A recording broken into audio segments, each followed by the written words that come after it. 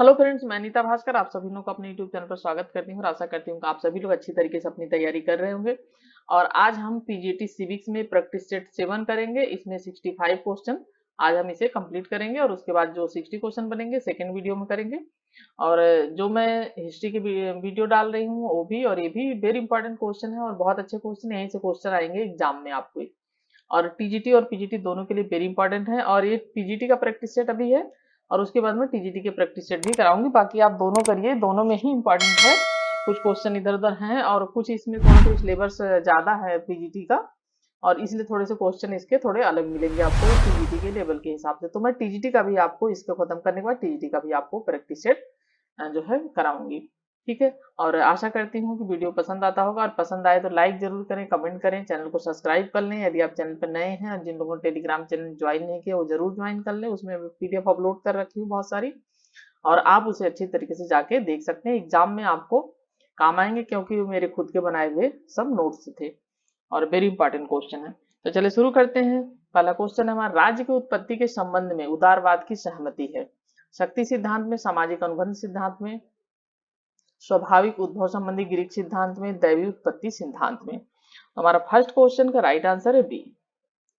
राज्य की उत्पत्ति के संबंध में उदारवाद की जो सहमति है क्या है, सामाजिक सामाजिक अनुबंध सिद्धांत में।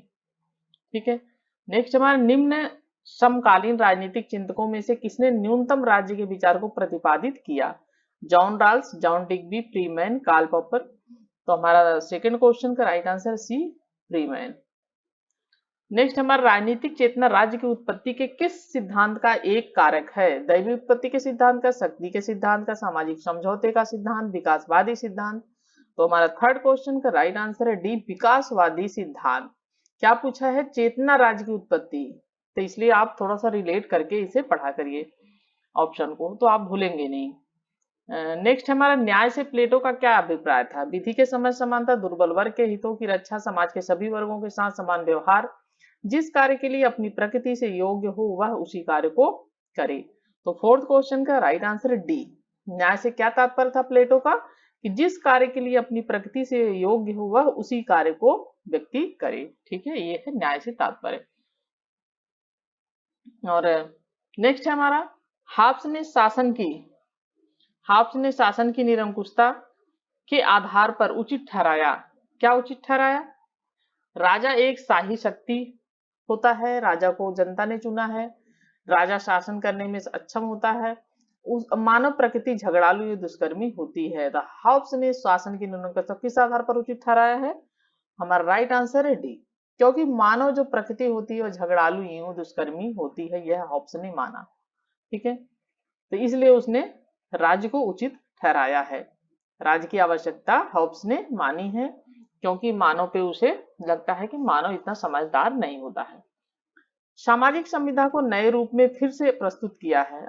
ओकशॉट ने, हन्ना आरेंट ने, राल्स ने, ग्रामसी ने। तो हमारा सिक्स क्वेश्चन का हमारा राइट आंसर है फ्रेंड्स सी, रॉल्स ने। ठीक है, नेक्स्ट हमारा, हॉब्स के अनुसार प्राकृतिक अवस्था अनंत काल तक चल सकती थी यदि मनुष्य में निम्नलिखित में से एक कारक न होता। आशा, लालच, या ये हॉब्स के अनुसार है प्राकृतिक अवस्था के बारे में, विवेक तथा हिंसात्मक मृत्यु का भय, झगड़ालू प्रवृत्ति। तो ये सेवंथ क्वेश्चन का हमारा राइट आंसर है सी, विवेक तथा हिंसात्मक मृत्यु का भय। ठीक है, नेक्स्ट है, निम्न में से कौन सा कथन प्लेटो से संबंधित है। यह है, मनुष्य स्वभावतः राजनीतिक प्राणी है। दूसरा है, पुष्पिन उतना ही सुखद है जितना काव्य। राज्य शक्ति का बृहद रूप है, अपने ऊपर अपने शरीर और मन पर व्यक्ति संप्रभु है। 8 क्वेश्चन का हमारा राइट आंसर है सी, राज्य शक्ति का बृहद रूप है। ठीक है, नेक्स्ट हमारा, प्राकृतिक कानून और नागरिक दोनों एक दूसरे में निहित है। यह कथन किसका, हीगल का, हॉब्स का, लॉक का, रूसो का। तो 9th क्वेश्चन है और हमारा 9th क्वेश्चन का राइट आंसर है सी, लॉक का। यह कथन किसका है, यह है लॉक का, कि प्राकृतिक कानून दोनों प्राकृतिक कानून और नागरिक दोनों एक दूसरे में निहित हैं। निम्नलिखित में से किसने राज्य के कार्य के संबंध में बाधाओं को बाधित करना कहा है। ग्रीन ने, मिल ने, हॉब्स ने, हीगल ने। 10th क्वेश्चन का राइट आंसर है ग्रीन। ये ऑप्शन हमारा सही है। मनुष्य स्वतंत्र पैदा हुआ है लेकिन वह सर्वत्र जंजीरों में जकड़ा हुआ है। ये बहुत ही इंपॉर्टेंट कथन है और ये बार बार पूछा जाता है। ठीक है, बहुत इंपॉर्टेंट है और बार बार आता है, तो आपको ये रटा होना चाहिए और बार बार पूछता है, रिपीट होता रहता है ये क्वेश्चन। और ये किसने कहा? यह रूसो ने कहा है। ठीक है, कि मनुष्य स्वतंत्र पैदा हुआ लेकिन वह सर्वत्र क्या है? जंजीरों से जकड़ा हुआ है। ये रूसो का कथन है। चलिए नेक्स्ट है, यह किसने कहा? जो सामान्य इच्छा का पालन नहीं करेगा वह स्वतंत्र होने के लिए बाध्य किया जाएगा। ठीक है, और ये भी रूसो का कथन है। सामान्य इच्छा का जो सिद्धांत है वो रूसो का है। नेक्स्ट है हमारा, यह विचार है कि अपने राज्य अपने आप में एक साध्य है। किसने व्यक्त किया था? समाजवादियों ने, मार्क्सवादियों ने, फेबियनवादियों ने, यूनानी चिंतकों ने। तो 13 क्वेश्चन का राइट आंसर है डी, यूनानी चिंतकों ने। क्या है? राज्य अपने आप में एक साध्य है, यह किसने व्यक्त किया था? यह किया था यूनानी चिंतकों ने। नेक्स्ट हमारा, निम्न में से किस विचारक के संबंध में यह कहा जा सकता है कि उसने आधुनिक लोक कल्याणकारी राज्य के सिद्धांत का मार्ग प्रशस्त किया? TH. Green, Herbert Spencer, Bentham, Dicey. तो 14 क्वेश्चन का राइट आंसर है ये, टी.एच. ग्रीन ने कहा था। ठीक है, प्लेटो के रिपब्लिक का उपशीर्षक है। 15 क्वेश्चन, न्याय से संबंधित, शिक्षा से संबंधित, साम्यवाद से, दार्शनिक राजा से संबंधित। तो 15 क्वेश्चन का राइट आंसर है हमारा ये, न्याय से संबंधित। रिपब्लिक का क्या उपशीर्षक है? न्याय से संबंधित। निम्नलिखित में से कौन अधिकारों का सिद्धांत नहीं है? अधिकारों को प्राकृतिक सिद्धांत, अधिकारों को विभिन्न सिद्धांत, विधिक सिद्धांत, या अधिकारों को आदर्शवादी, या अधिकारों के सायवय सिद्धांत। तो 16 क्वेश्चन का हमारा राइट आंसर है डी, अधिकारों का सायवय सिद्धांत। नेक्स्ट है, सामाजिक न्याय का तात्पर्य है कि सभी को समान राजनीतिक अधिकार प्राप्त हो, सभी को समान आर्थिक अधिकार प्राप्त हो, सभी को धार्मिक स्वतंत्रता का अधिकार प्राप्त हो, सभी प्रकार की विशेषताएं, जाति, रंग, व्यवसाय, लिंग आदि पर आधारित सुविधाएं प्रदान की जाए। तो 17 क्वेश्चन का हमारा राइट ऑप्शन है डी, सभी प्रकार की विषमताएं, जाति, रंग, व्यवसाय, लिंग आदि पर आधारित सुविधाएं समाप्त कर दी जाएं। ठीक है, ये सामाजिक न्याय का तात्पर्य है। चलिए नेक्स्ट हमारा, किसने कहा था कि संप्रभुता के सिद्धांत को राजनीतिक सिद्धांत को हटा देना चाहिए? Laski, Krabbe, Lindsay, Barker. 18 question है और हमारा राइट आंसर है क्रैब, बी। निम्नलिखित में से किसका उदारवाद से मेल नहीं है? बुजुर्गा राज्य, प्रतिनिधि राज्य, लोक कल्याणकारी राज्य, या सीमित सरकार।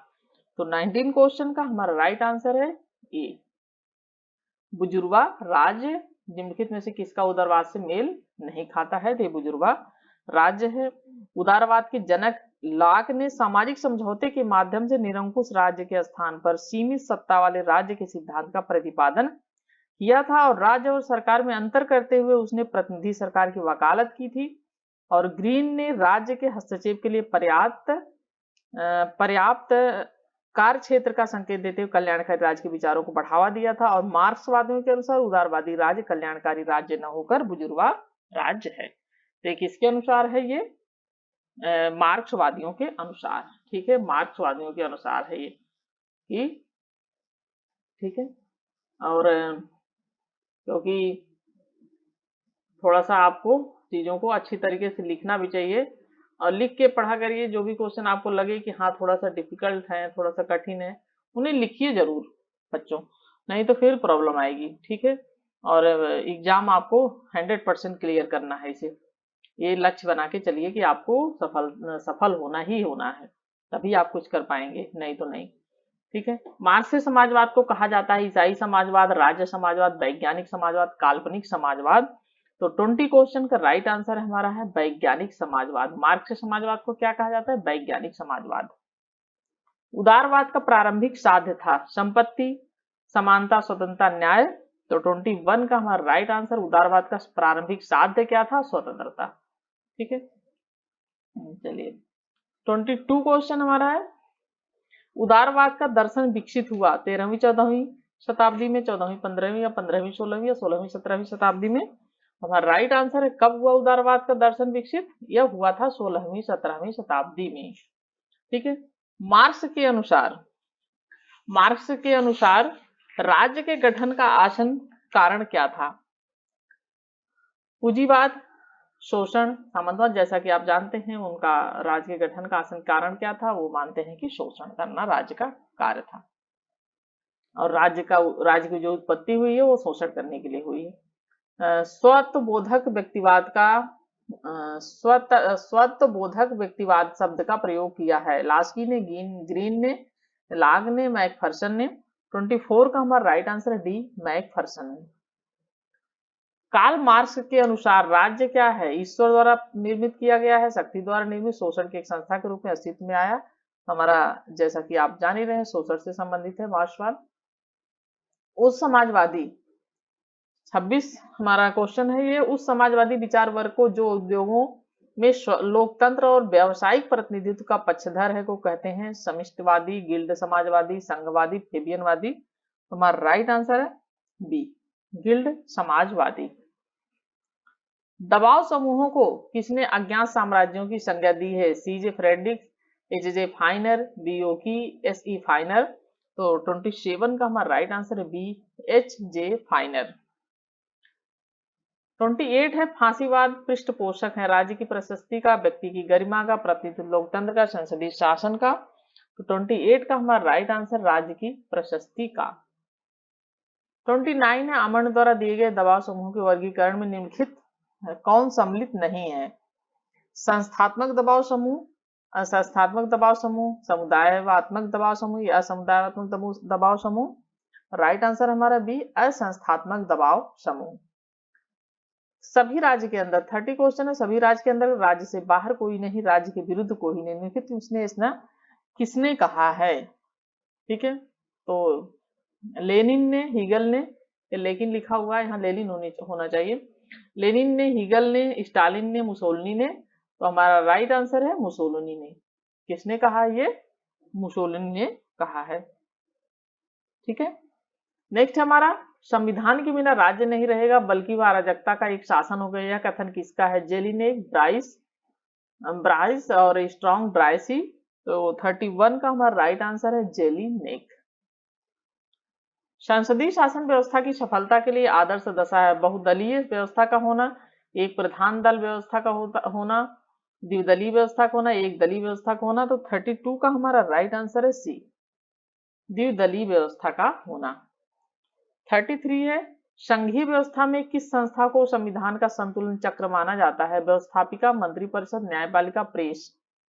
33 है हमारा सी, न्यायपालिका।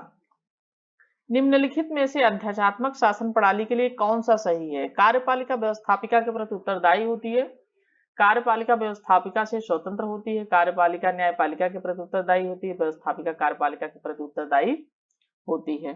तो 34 का हमारा राइट आंसर है बी, कार्यपालिका क्या होती है? व्यवस्थापिका से स्वतंत्र होती है कार्यपालिका अध्यात्मक शासन प्रणाली में। भारत में द्वैध शासन को लागू किया गया था 1909, 1919 या 1935 के अधिनियम या 1961 के अधिनियम में। ठीक है, ये यहाँ पे 1909, 1919, 1935 या 1800 होना चाहिए, जहाँ पे इन्होंने 61 लिखा हुआ है। ठीक है, तो हमारा इसमें 35 का हमारा राइट आंसर है बी। भारत सरकार अधिनियम 1919 में द्वैध शासन को कब लागू किया गया था? ये लागू किया गया था 1919 में। हिस्ट्री के लिए भी वेरी इंपॉर्टेंट क्वेश्चन है, तो इसे आप याद रख लें। ठीक है, हिस्ट्री में या इसमें पूछ सकता है। भारतीय संविधान वकीलों का स्वर्ग है किसने कहा? मॉरिस जॉन्स ने, ऑस्टिन ने, जेनिंग्स ने, वीनर ने। तो हमारा 36 का हमारा राइट आंसर है सी, किसने कहा था? जेनिंग्स ने। चलिए नेक्स्ट हमारा, भारतीय संविधान अर्ध संघात्मक है, यह किसका कथन है? डी.डी. बसु, एम.बी. पायली, आइवर जेनिक्स, के.सी. हियर। तो 37 का हमारा राइट आंसर है डी, किसने कहा था? के.सी. हियर ने कहा था कि भारतीय संविधान अर्ध संघात्मक है। निम्नलिखित में से किस मामले में सर्वोच्च न्यायालय ने संसद को मूल अधिकारों में संशोधन करने से रोक दिया था? सज्जन सिंह बनाम राजस्थान राज्य, शंकरी प्रसाद बनाम मद्रास सरकार, या चंपकम दोराई बनाम मद्रास सरकार, या गोलकनाथ बनाम पंजाब सरकार। तो 38 का हमारा राइट आंसर है डी, गोलकनाथ बनाम पंजाब सरकार। ये बहुत, गोलकनाथ और केशवानंद भारती ये आपको दोनों रट लेने हैं, इसमें से एक क्वेश्चन आपको देखने को मिलेगा एग्जाम में 100%। बहुत पूछता है, हर बार पूछता है, चाहे गोलकनाथ वाला आ जाए, चाहे तो आपका ये आ जाता है केशवानंद भारती से संबंधित। ये दोनों आपको केस पढ़ लेने हैं कि ये क्या है, पूरा डिटेल में अच्छी तरीके से। ठीक है, अब हमारा आ गया 39 क्वेश्चन। 39 क्वेश्चन हमारा है, 39 क्वेश्चन है निम्नलिखित में से एक भारतीय संविधान के अंतर्गत राज्य का नीति निषेधक तत्व तो नहीं है।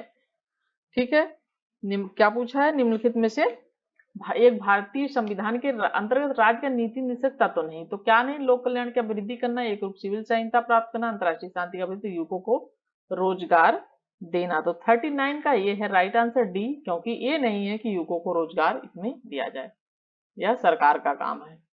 ठीक है, 40 है हमारा, संविधान का अनुच्छेद 14 के समक्ष समान संरक्षण के विषय में है, जिसका अर्थ है किसी को स्वेच्छाचारी रूप से शासन से वंचित करना, न्यायपालिका तक पहुंचाने के समान अधिकार, समान अपराध के लिए निम्न व्यवस्था, दंड, तीसरा है दंड न दिया जाना, चौथा है कानून के समक्ष जाति तथा वर्ग विशेष व्यक्तियों के समान होना। तो इसमें से हमारा 40 क्वेश्चन का हमारा राइट आंसर है बी, 2, यह है 2 और 3 और 4 ये सही है। ठीक है, जिसका अर्थ है 14 अनुच्छेद 14 का। चलिए, निम्नलिखित में से किस संशोधन के द्वारा भारतीय संविधान में मौलिक कर्तव्यों को समायोजित किया गया है, और हमारा राइट आंसर है इसमें बी, 42वें संशोधन के द्वारा। ठीक है, भारतीय संविधान में स्वर्ण सिंह समिति की सिफारिश पर 42वां संशोधन है, और किसकी सिफारिश पर मौलिक कर्तव्य जोड़े गए थे, ये जोड़े गए थे स्वर्ण सिंह समिति। ठीक है, स्वर्ण सिंह समिति के द्वारा। और ये किस उसमें है, अनुच्छेद संशोधन 51A के तहत। ठीक है, 51A के तहत है ये। ठीक है, ये 2-3 चीज आपको इसमें से याद रखनी है। एक तो स्वर्ण सिंह समिति, क्योंकि ये पूछे एलटी ग्रेड में ये क्वेश्चन आया हुआ है कि समिति का पूछा था, तो स्वर्ण सिंह समिति। और 51A 42वां संशोधन। और एक चीज और है, 86 में जो संविधान संशोधन द्वारा 11वें मौलिक कर्तव्य को जोड़ा गया था, तो ये भी पूछ लेता है 11वें मौलिक कर्तव्य को जोड़ा गया था किस संशोधन द्वारा, तो आपको इसमें देना है 86। ठीक है, ये 2-3 क्वेश्चन आपके इसमें से पूछ सकता है। चलिए, यदि किसी मंत्री के विरुद्ध अविश्वास प्रस्ताव पास हो जाता है, उसे त्यागपत्र देना पड़ता है, उसे मंत्री पद को त्यागपत्र देना पड़ता है, केवल मंत्री और प्रधानमंत्री को त्यागपत्र देना पड़ता है, या लोकसभा भंग कर दी जाती है। अविश्वास प्रस्ताव पास होता है, ये 42 है, और हमारा राइट आंसर है बी, उसे मंत्री परिषद को त्यागपत्र देना पड़ता है। यदि किसी मंत्री के विरुद्ध अविश्वास प्रस्ताव हो जाए तो मंत्री परिषद होता है को त्यागपत्र देना पड़ता है। ठीक है, 43 है, संसद के दोनों सदनों के संयुक्त अधिवेशन की अध्यक्षता कौन करता है। बहुत ही आसान क्वेश्चन है। संयुक्त अधिवेशन की अध्यक्षता स्पीकर करता है, लेकिन बुलाते कौन है, राष्ट्रपति। ठीक है, और किस अनुच्छेद के तहत बुलाते हैं, और ये है 108 अनुच्छेद। ठीक है, 108 अनुच्छेद के तहत। ठीक है, 108 अनुच्छेद के तहत बुलाते हैं। और नेक्स्ट क्वेश्चन हमारा 44 क्वेश्चन, भारतीय संसद की कार्यवाही में शून्यकाल का अर्थ है सत्र का प्रथम घंटा, जब विशेषाधिकार प्रस्ताव स्वीकृत होता है, प्रश्नकाल के पूर्व का काल, प्रश्नकाल से के अंत तथा कार्यसूची में लिखे विषयों के बीच का मध्यांतर। तो 44 का हमारा राइट आंसर है डी, प्रश्नकाल के मध्य, अंत और कार्य सूची में लिखे दूसरे विषयों के बीच का मध्यांतर। ठीक है, भारतीय संसद की कार्यवाही में शून्यकाल का अर्थ है। ठीक है, और शून्यकाल कब चलता है, 12 बजे से 1 बजे तक। एक बार कभी कभी ये भी पूछे कितने बजे से कितने बजे तक, तो 12 बजे से 1 बजे तक शून्यकाल होता है। शून्यकाल 12 बजे से 1 बजे तक। ठीक है, यह क्वेश्चन आया हुआ था, तो इसलिए मैं आपको बता रही हूँ, तो ये भी इंपॉर्टेंट है, ये भी पूछ लेता है कितने से कितने बजे तक। चलिए, नेक्स्ट है 45 क्वेश्चन, निम्नलिखित में से कौन सर्वोच्च न्यायालय के तदर्थ न्यायाधीशों की नियुक्ति करता है? राष्ट्रपति, प्रधानमंत्री, गृहमंत्री, राष्ट्रपति की सहमति से भारत का मुख्य न्यायाधीश। ठीक है, तो 45 का हमारा राइट आंसर है राष्ट्रपति की सहमति से भारत का मुख्य न्यायाधीश सर्वोच्च न्यायालय के तदर्थ न्यायाधीशों की नियुक्ति करता है। चलिए, संसद द्वारा भारत के राष्ट्रपति को कैसे पदच्युत किया जा सकता है? दोनों सदनों के साधारण बहुमत, दोनों सदनों के कुल सदस्यों के 2/3 बहुमत, दोनों सदनों का स्पष्ट बहुमत, दोनों सदनों के कुल सदस्यों के बहुमत और उपस्थित मतदान करने वाले सदस्यों के 2/3 बहुमत से। हमारा राइट आंसर है इसमें बी, दोनों सदनों के कुल सदस्यों के 2/3। ठीक है, 2/3 बहुमत से। जनहित याचिका का अर्थ है सामाजिक हित याचिका, नागरिक अधिकार और स्वतंत्रता की रक्षा, अभिजात समूह को प्रतिनिधि देती है, न्यायिक प्रक्रिया में जनता का विश्वास है। तो 47 का हमारा राइट आंसर है सी, 1, 2 और 4। ठीक है, जनहित याचिका क्या अर्थ है? सामाजिक हित याचिका, नागरिक अधिकार और स्वतंत्रता की रक्षा, और 4 न्यायिक प्रक्रिया में जनता का विश्वास। नेक्स्ट है, किस आयोग ने केंद्र राज्य संबंधों का अध्ययन किया था? ये भी बहुत इंपॉर्टेंट क्वेश्चन है, पीसीएस में भी आया हुआ है क्वेश्चन और भी बहुत एग्जाम में क्वेश्चन पूछता है। तो ये क्या है? 48 का हमारा राइट आंसर हो जाएगा डी। ये बार बार पूछता है, ये सरकारिया आयोग। ठीक है, सरकारिया आयोग। केंद्र राज्य संबंधों का अध्ययन किसने किया था? सरकारिया आयोग। 24 मार्च 1983 को केंद्र व राज्यों के बीच मौजूदा व्यवस्था की समीक्षा करने और इसमें वांछित बदलाव लाने की सिफारिश देने के लिए अवकाश प्राप्त न्यायाधीश R.S. सरकारिया, क्या नाम था उनका न्यायाधीश का? R.S. सरकारिया। ठीक है, R.S. सरकारिया जो है, तो R.S. सरकारिया की अध्यक्षता में एक आयोग गठित किया गया था। केंद्र राज्य संबंधों पर सुझाव देते हुए समय आयोग को सामाजिक व आर्थिक विकास, संविधान की संरचना और राष्ट्रीय एकता व अखंडता का ध्यान रखने को कहा गया था। और कब की बात है ये? 24 मार्च यह है 1983। ठीक है, आपको ये सब चीजें लिख लेना है रजिस्टर पे। ठीक है, 49 है, निम्नलिखित में से किस राज्य ने सबसे पहले पंचायती राज संस्था को लागू किया था? राजस्थान, महाराष्ट्र, बिहार, उत्तर प्रदेश। तो 49 का हमारा राइट आंसर है राजस्थान। पंचायती राज संस्था को किसने लागू किया था? तो राजस्थान ने सबसे पहले लागू किया था। ये भी क्वेश्चन बहुत इंपॉर्टेंट है और बहुत बार पूछा जा चुका है, पीसीएस वगैरह में भी ये क्वेश्चन आ चुका है और भी एग्जाम में सब में मैंने ये क्वेश्चन देखा है, तो ये बहुत इंपॉर्टेंट है। तो आप इसे क्वेश्चन को रट लें। और कब की बात है? ये है 2 सितंबर 1959, क्योंकि कभी पूछ ले वैसे भी 2 सितंबर 1959। ठीक है, 1959 में जो है ये राज्य की विधानसभा ने लागू किया था, पंचायत समिति व जिला परिषद अधिनियम पास किया था। और इसका जो है 2 सितंबर 1959 को राजस्थान पहला ऐसा राज्य बना जहां की राज्य की विधानसभा ने इस व्यवस्था को लागू करने के लिए जिला पंचायत समिति व जिला परिषद अधिनियम पास किया था। इस योजना का उद्घाटन किया था 2 अक्टूबर 1959 को प्रधानमंत्री जो है पंडित जवाहरलाल नेहरू ने नागौर में। ठीक है, और ये लागू कहां पर, जगह का नाम क्या था ये भी पूछता है, तो नागौर, और यह है राजस्थान में। ठीक है, ये सब चीजें आपको ध्यान रखनी है। चलिए, पंचायत के सरपंच का चुनाव कैसे होता है? जनता द्वारा प्रत्यक्ष रूप से, पंचायत के पंचों से, राज्य सरकार के द्वारा मनोनयन से, जिलाधीश के द्वारा मनोनयन से। तो हमारा 50 क्वेश्चन है ए, जनता द्वारा प्रत्यक्ष रूप से। ठीक है, नेक्स्ट हमारा अमेरिकी संघ व्यवस्था में किसी राज्य के अंतर्गत एक नए राज्य का निर्माण किया जा सकता है? कांग्रेस को दोनों सदनों द्वारा, सीनेट द्वारा, और हमारा सी है संबंधित राज्य की सहमति से, कांग्रेस द्वारा, राष्ट्रपति द्वारा। राइट आंसर हमारा है सी, संबंधित राज्य की सहमति से कांग्रेस के द्वारा। ठीक है, फिलबर्स्टिंग का प्रयोग किया जाता है ऑस्ट्रेलिया में, अमेरिका में, जापान में, फ्रांस में। हमारा राइट आंसर है बी, अमेरिका में।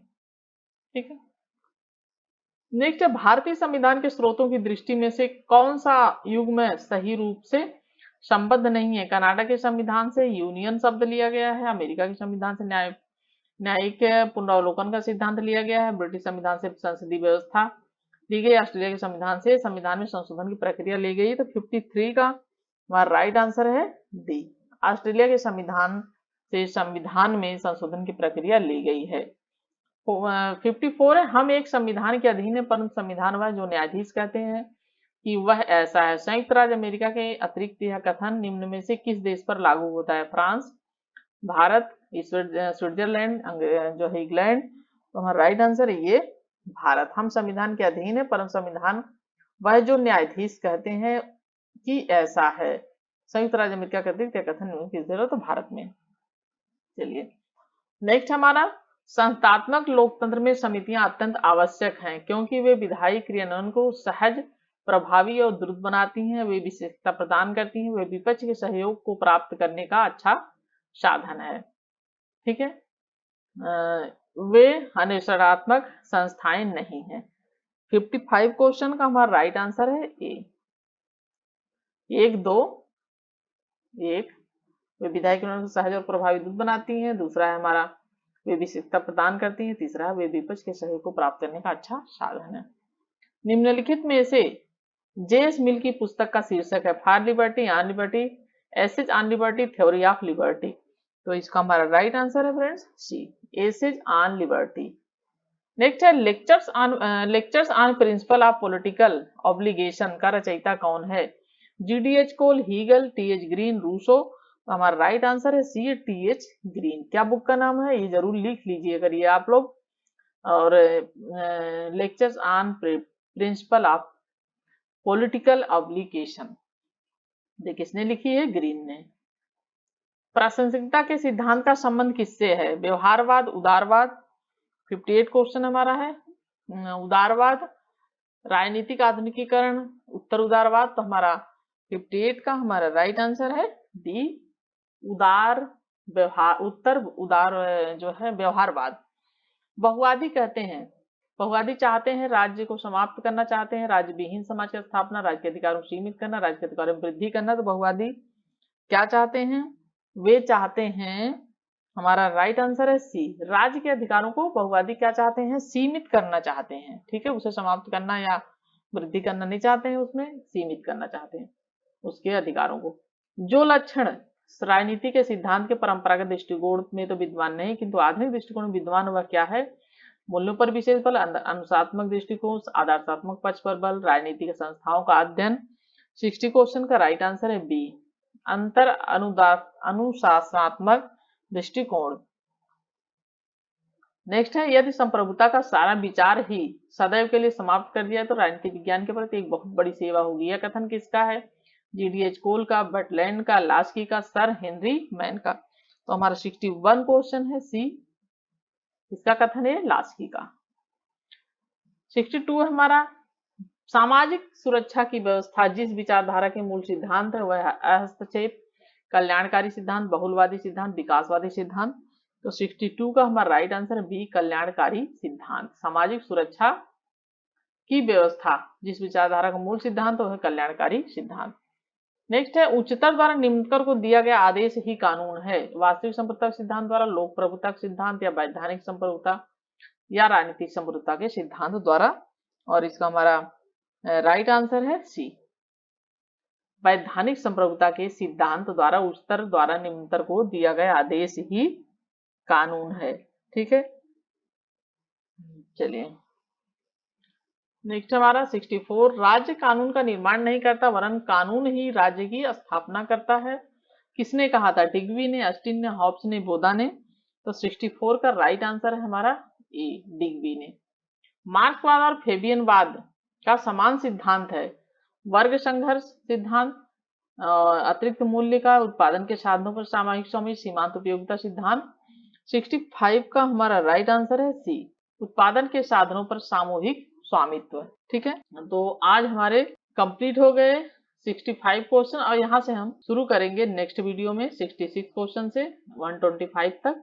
आशा करती हूँ वीडियो पसंद आई होगी, और पसंद आए तो लाइक जरूर करें। Thank you friends, thank you for watching video.